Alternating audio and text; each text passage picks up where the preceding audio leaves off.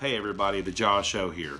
Are you wanting to learn how to smoke ribs without having a smoker? I'm going to show you how to do it today with a Weber Kettle Grill. It's really simple and a lot of fun. Are you looking to expand what you can do with your Weber Kettle Grill? You know you can grill steaks, you know you can grill pork chops and hamburgers, but did you know you can smoke ribs on your Weber Kettle Grill? You don't need a fancy smoker. Who's got the money for one of those anyways? I wish I did. If you're like me, you may not have the money for one of those fancy Weber grills. Who's scruffy looking? Go on, you bucket of bolts. Pump out some money. But you don't need one. You just need your Weber Kettle Grill, and you can do it. Thanks for watching the video. If you like this video, please like and subscribe and share amongst your friends, especially for all your friends that are on a budget and will learn how to smoke some awesome baby back ribs. Not a lot of jingle in that jangle. Josh Show here. We're ready to smoke some ribs.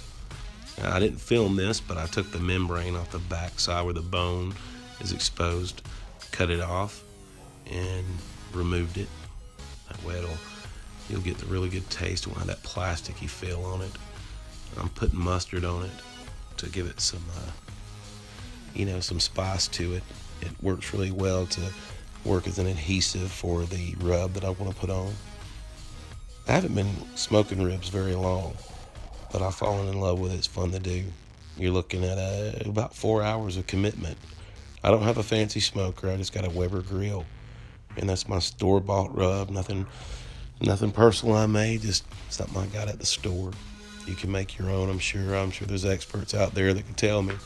But yeah, again, I'm a noob, but I enjoy doing it. I'm being very liberal with that rub, making sure I got plenty on there.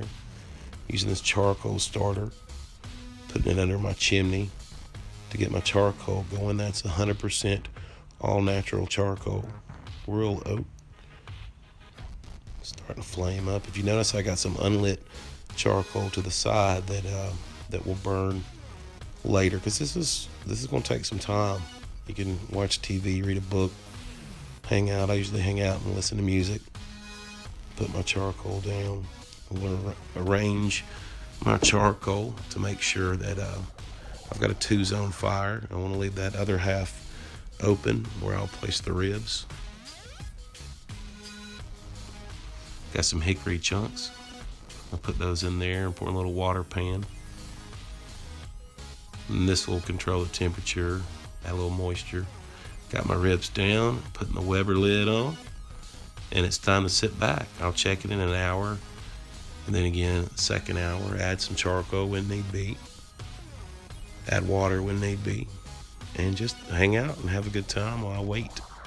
Look at that. That's about 2.5 hours in. I'm close to being done, but I'm not quite there yet. I want to add a little bit more water. I'm checking the temp now. This is about 3 hours and 45 minutes later. I want to get to about 203, 205, around that range, from what I've learned watching YouTube and a lot of other people online. Again, I'm new to this, but I enjoy it. I enjoy some good ribs. All right, I'm at my temp. I'm putting my sauce down.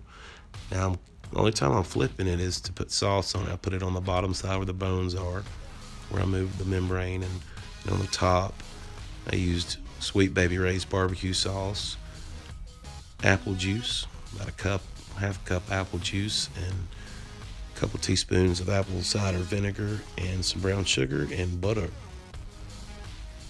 My wife heated it up, and look at there, cutting it up. It's looking good. I'm ready to eat some baby back ribs. Ready to dive into those ribs right there. I tell you, they're cutting up nice. There's a good smoke ring on it. The meat's falling off the bone, and there you go, folks. Josh O's smoked baby back ribs.